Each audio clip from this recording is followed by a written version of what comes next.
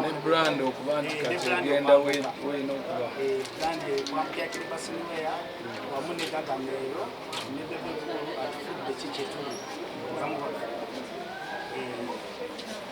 I'm very happy. Ndi musanyufu okulaba nti you have elevated to that level. Era I believe okulaba brand y'erinnya lyange nga liri associated with development, to me it makes a lot of sense. Era bino ebintu byenjagala okwencouraging abantu nti kati wano okubuliva any level of any type of a person can be looking for printing t-shirts, or the brands of Bebe Cool, Chameleon, Silent Majority, Spicy Diana. I mean, this is what we are looking for as Ugandans. And I credit you.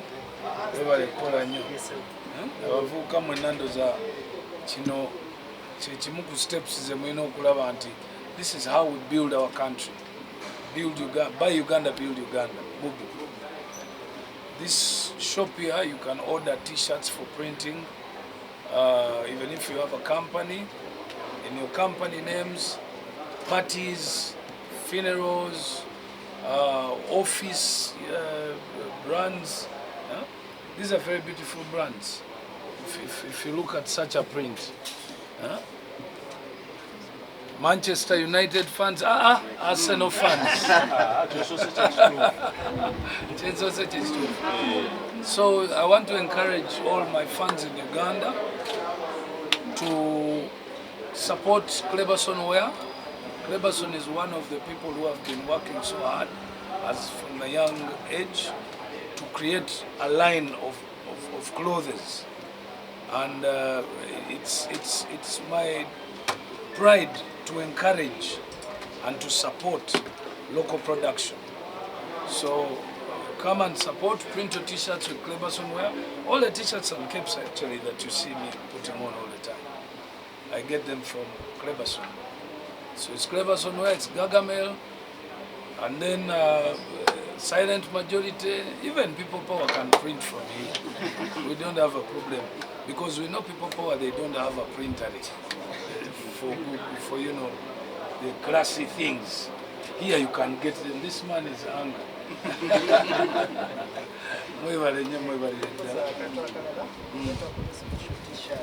Oh, okay. Some photos and some special gifts. There's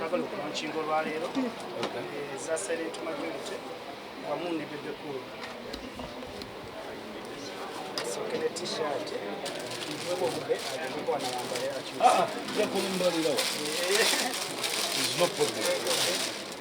These press members now, they are disciplined. Very disciplined now, eh? Oh, okay.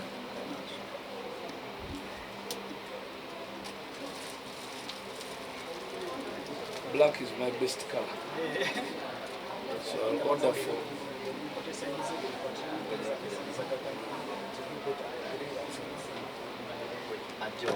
Oh, sorry.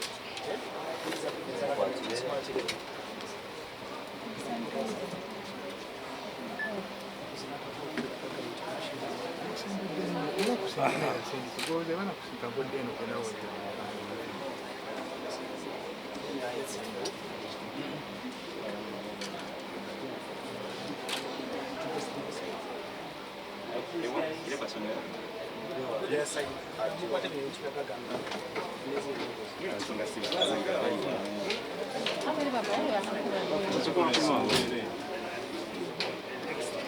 yeah. The brand.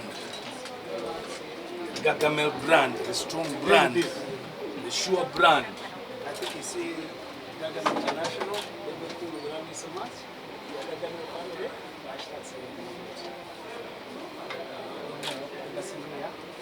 Aha.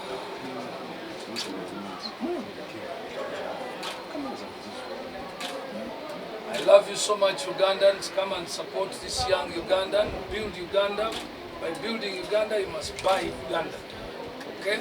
Bubu, I'm more inclined into supporting what we produce back here, rather than printing t-shirts from abroad, buying things from abroad. Come to Cleberson where we've got some nice shoes, we've got some nice t-shirts, you can do anything. Any number of t-shirts, 500, 1,000 in order, you can get them for your company, for your party, for anything. So, James supporting Cleberson, tuambale tunyumenga Gagamero, tuambale tunyumenga bana Uganda, tuambale tunyumenga Leon Island. Nabalala. Hello. Mulo. Mulo. First, we have a few caps we are launching. This is a baseball cap for Gagamero International. Okay, these caps are different. You can always tell, you can see by their shapes. But I know that the young people love the baseball caps. So this is now a 22-year-old Pierre de Cour. When I put on this one, I'm 22 years, so don't jack with me, man. Your father told me I could be smart. Yeah. So we have another cape for Kampala. We are launching today. You can see we have all the suburbs of Kampala. If you love Kampala, you're proud of your city.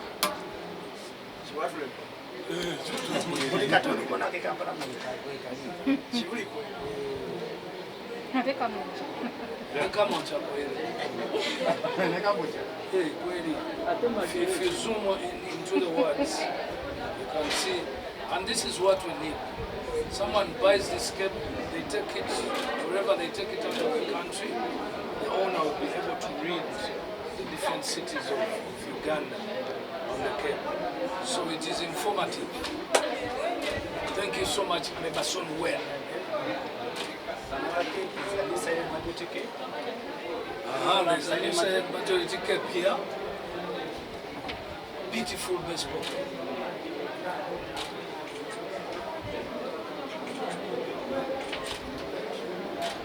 Smart.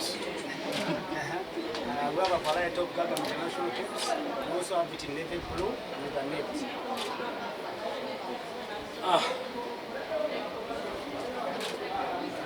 And don't allow to buy fake ones, because fake ones won't last long. You have to come to Cleberson Wear to get the right brand that lasts longer. Okay. Another one is baseball. So if you're an artist, this is a Bebe Cool brand. You can see the face. And this cape, I don't think it can get spoiled within 2 years. So if you're an artist, I think finally we have brands that can sell for a long time. Fans can buy this. This you can put on in any office, anywhere, because it is classic. And you know, the quality is just on point. So if you're artists, you can always order your capes, t-shirts with Cleberson, because we guarantee quality.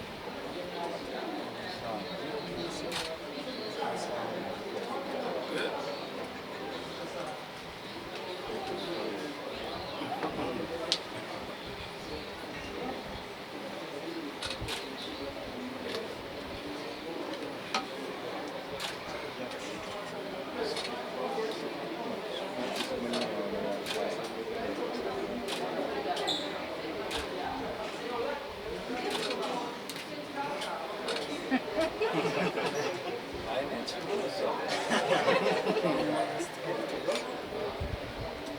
And this one is definitely one of the best capes that I usually put on. Camouflage. If you don't want a lot of lighting, flashes in the clubs, Friday, Saturday wear, office, this is beautiful. On top of your office normal wear. It's a Friday, weekend lovers, club goers.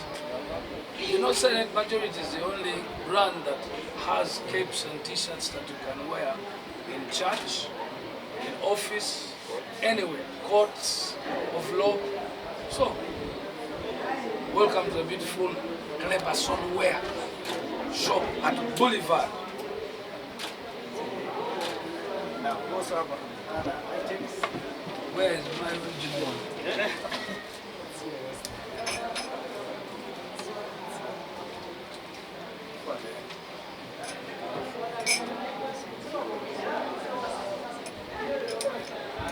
Okay, drink some Bebe Cool here. I know I have some beautiful fans who love Bebe Cool beyond reality. I love the art, the fact that the spoon can be kept in here, dry and clean. For chokunonya ujiko na bunonya zeyo kabera also. I think this is a very good initiative. Wow. Flask yourself, we can still print it on you. Or anyway, so this is a Gargamel flask, stroke Silent Majority. Huh? So don't imagine why we can print on a lot of things.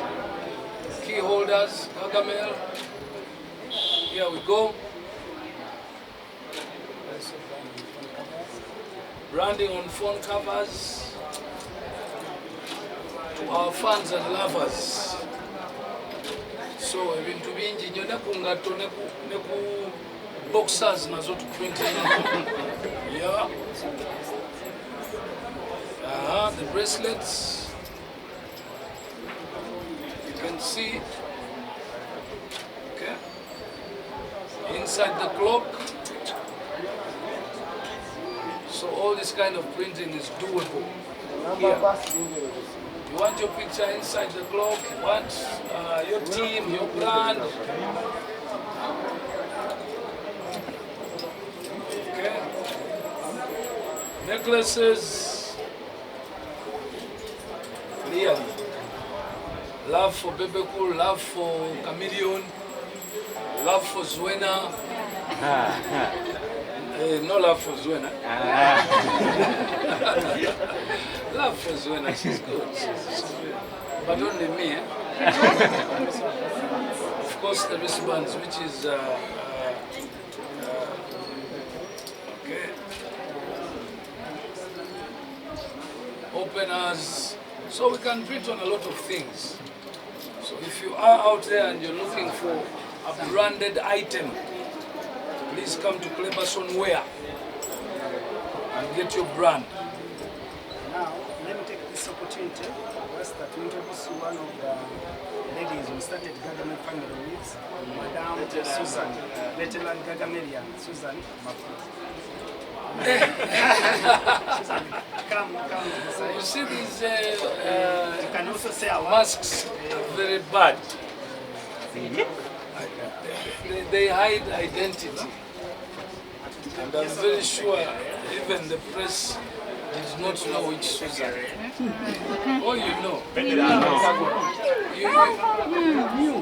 You know this Susan? We knew. Hello. Hi. Thank you for supporting Gargamel for the longest possible time. These are fans that I have been with for almost over 15 years. Yes.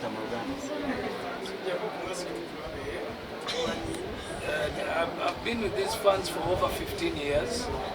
We began in a small field somewhere. They brought up the idea of creating a group that supports Bebe Cool.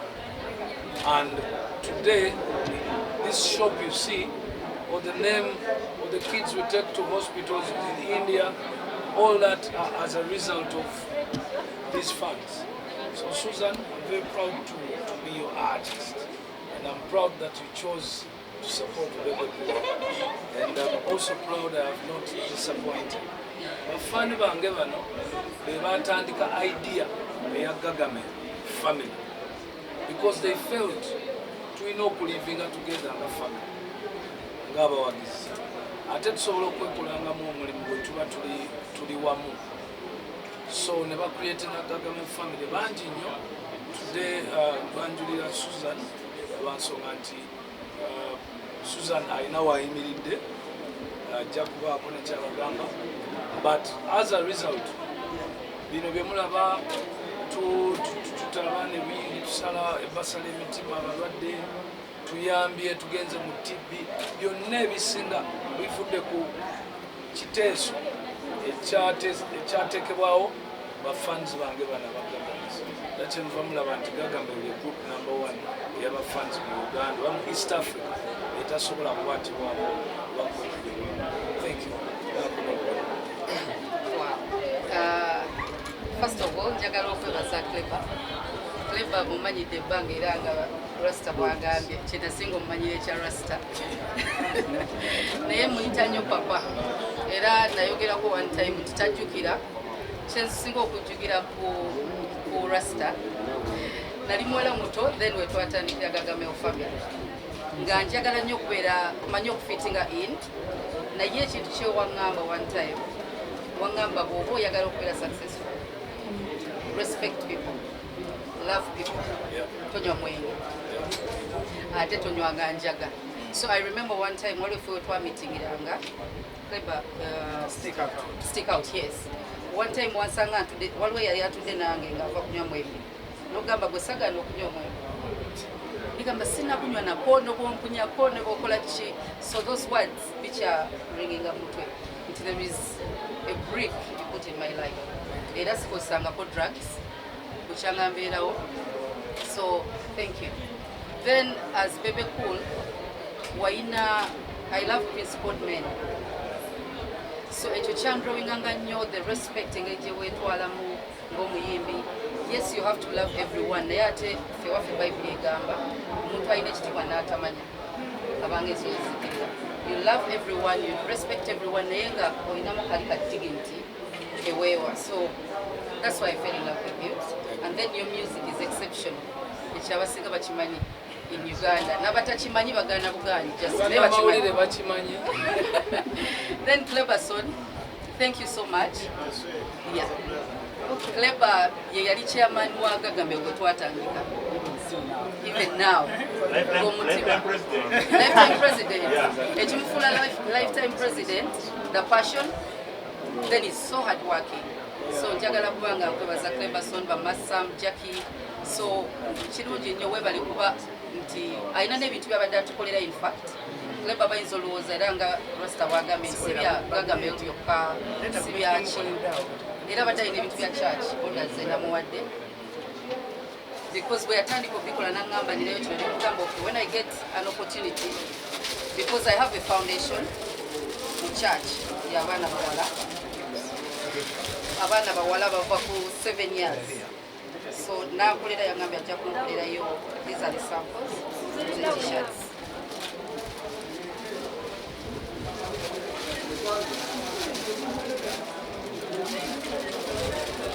So this is the foundation, it's called the church gown. So kati ekyo tukola kwe kubanga tukwatako abaana bawala mu church okubeera nga tebabeera mangu manipulated, babeere nga bakola bayiga okwekolera naye n'abalina obuzibu church ebeere nga ebakwatako. Kyokola eno nti wali abalwadde b'emitima b'otwala aba kidneys naye n'aba TB because olinyo kati mu TB naye ate tulinayo abaana abawala nga beetaaga just nusu mitwalo ebiri kusibanvi aleke kulimbibwa teenage pregnancies ne mu church gyezi. So we started a foundation okubanga tukwata ku baana abawala because mu church usually we judge naye nga tetuyambye ate. So we do more of the talking than the action. So ekimanyi tugamba katutandike naffe tubeere nga tuyamba dani okuba kyajenga. So Clever n'atandika okuba nga atukolerako. So alina wako mulala mungi gwagenda okuba nga atukolera. So njagala okuba nga mbebaza mwenna abazze okugulawo ekifo kino naye Rasta kyenyinza okwebaza webali kutabana malala.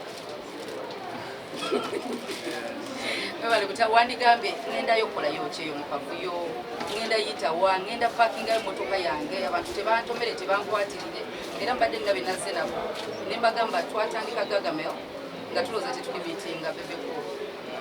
But every meeting gye twabeerangamu ng'ajja so ne tubeera nga ennyo yatuzaamu amaanyi kiraga nti you appreciated what we started. So thank you so much okutabira na malala naye n'okuyambako ku baana bavubuka because what you've done is big. It is so big. So webali kubanga okwatako Clever Son. We appreciate it. Susan, what are you doing again? Susan, we taught on the Gagamel family, mwaka 2017. Yatwakatandika wiki ng'emu 7. Yatuwa amagizi natuka amapingisa Gagamel family. Tukolene 7. There and then yatwakatandika wiki. Yayina amagezi mangi nnyo.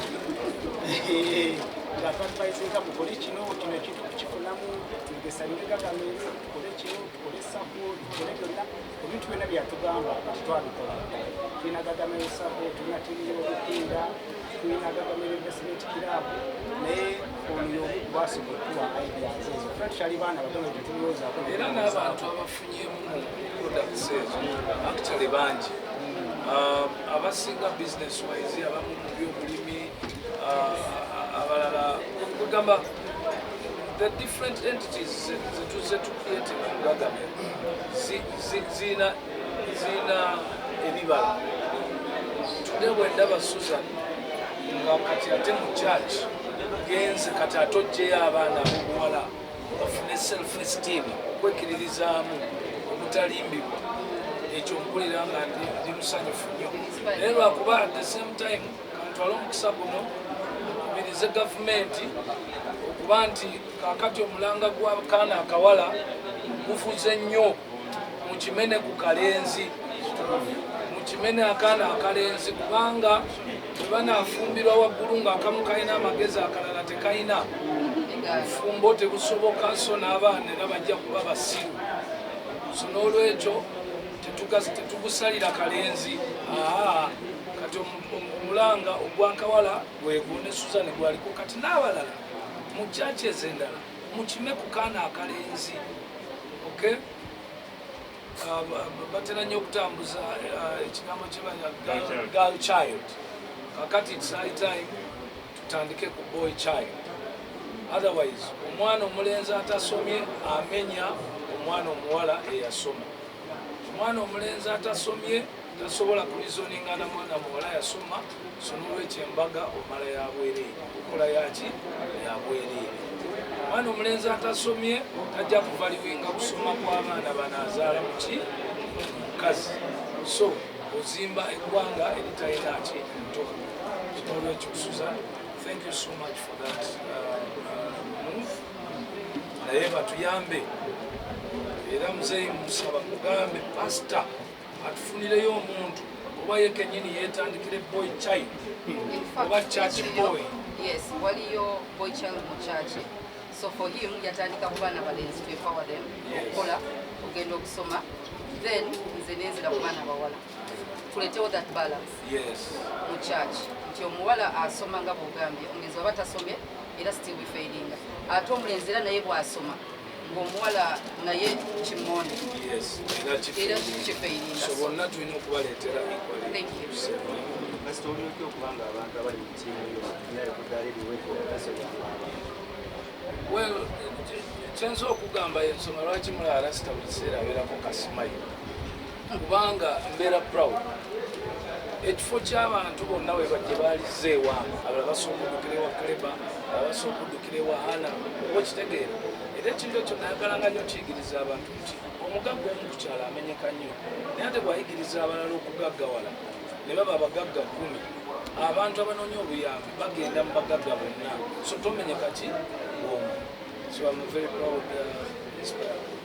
Timu zesinga zitera kuwangaala zirambigana bwekukoze timu kwange kutambula tiimu eno okuba nti etambudde bulungi ebbanga eryo lyonna lwansonga nti ffe tuli genuine ekibi kiba kibeera tusoogerako kirungi kiba kirungi empisa embi ziba mpisambi era tetuzikiriza so tuli bamazima mu Gagamel ate nsimanyi bafanzi abagoberera Bebeko siri mwangu wakugoberera kuba ndi muzibu wakutegeera naye ate ndi mwangu wategeera toyinza kkiriza muntu kunkwata kubanga ndi straight kati bafanzi abagagame bo basigala bakimanyi nti ewa rasita zibabeera ki ekyangu so kyokola nti ekibiina tekisebe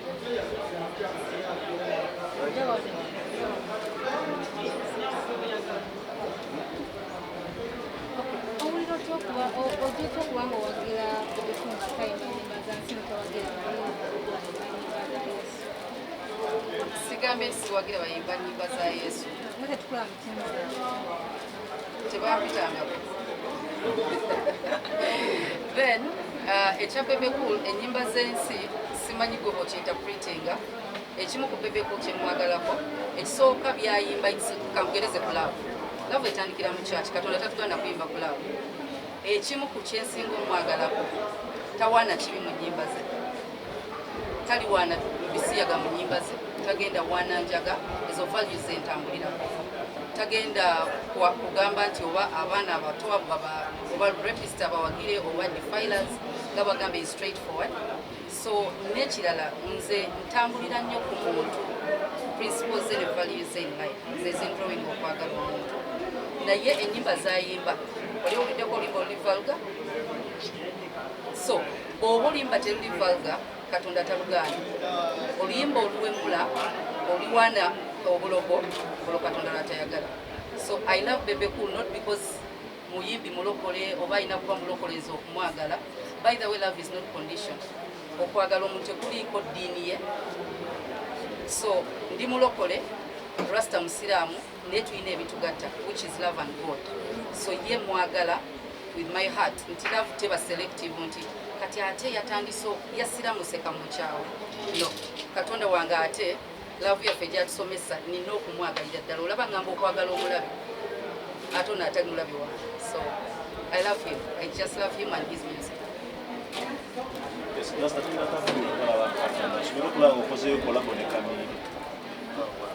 twakola dda kolabo ne Kamilio ekyo sikipya gyetu bwe tuddamu era ne tuddamu so ekibiba ebintu Uganda birina okusuubira so ekyo tekikyalina kibuuzo ffe tuli ba Luganda kati magezi kigo bakilo basona abavubuka bali abanyu Kleba mwencouraging ogenda maaso n'okukola n'okweyisa obulungi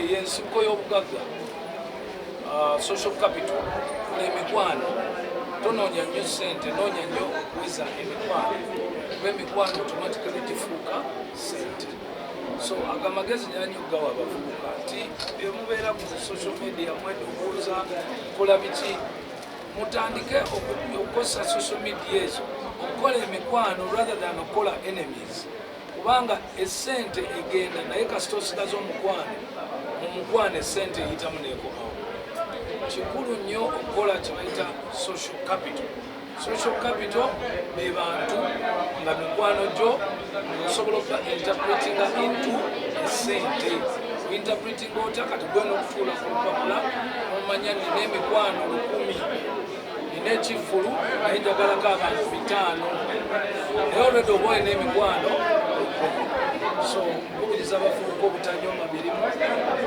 teri mulimu gutafuna n'okuweza emmotoka kufuna obeera n'emikwano 5 oba katugambe abavubuka ngenda bawako kaceeki kano obeera n'abantu 10 bakwano bo nga balina emmotoka osobola okukeera saa 11 ku makya n'ogenda mu maka gaabwe ng'ogenda omala eddakiika 3 oyoza emmotoka zaabwe oyoleza omutwalo 1 kitegeeza buli lunaku mu makya obeera n'emitwalo 10 bw'obala ennaku 3 10 emirundi 3 ze miliyoni 3 naye abavubuka baagala kwambala nga Bebe Cool baagala ne batamanya nti ekyo olina okikolera okukooza mmotoka naye omuntu ayinza okunyooba ewange waka omukozi kati afumba emmere alabirira abaana afuna kakadde kitundu omwezi naye nga bw'ogamba omuntu nti genda obeera omukozi afumba emmere asiimuula omuntu akinyooma okitegedde so abavubuka mulina obutanyo mulina okulekeraawo okunyuma nzijukira nga Zwena kuddewo akaduuka akakapeera Uganda yavuuvuma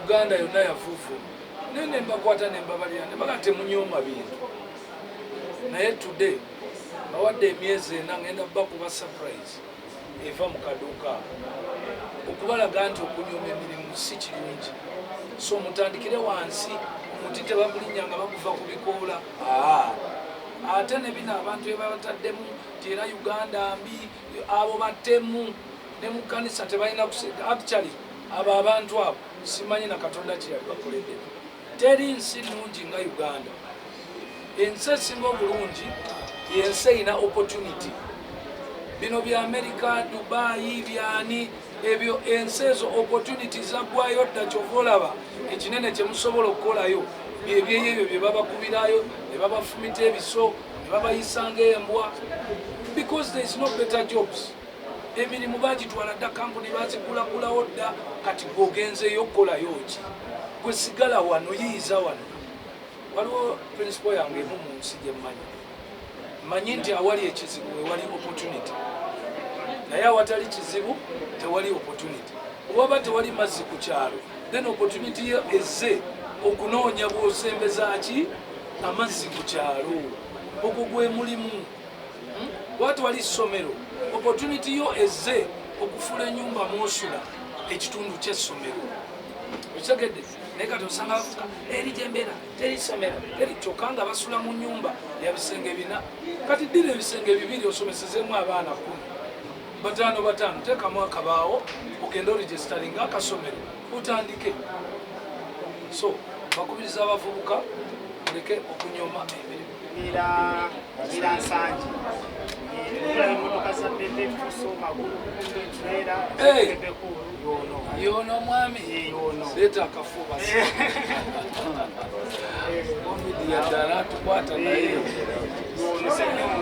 webale kusapooti akagula emotoka nga 6 nga zonna ziteekako pepe ayagala nyingi so much naye ekikwewuunyisa talabangako talina sirimu tamumanyi namumanya wadde mumuyita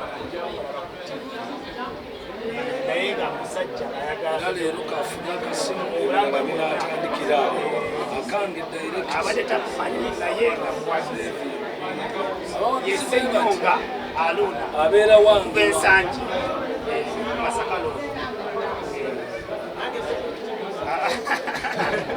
kalibane katikasaleke naguzeyo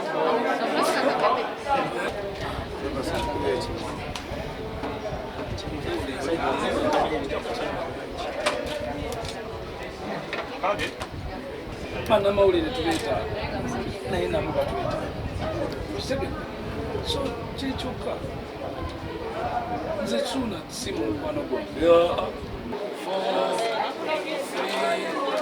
2 1 0 yes Congratulations, Mr. Masoon.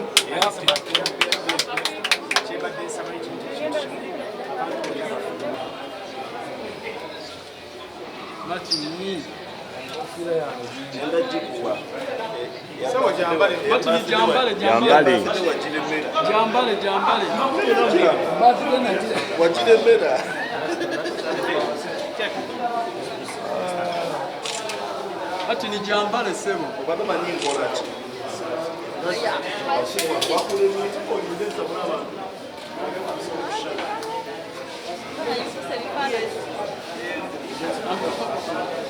Bafura Jimoni.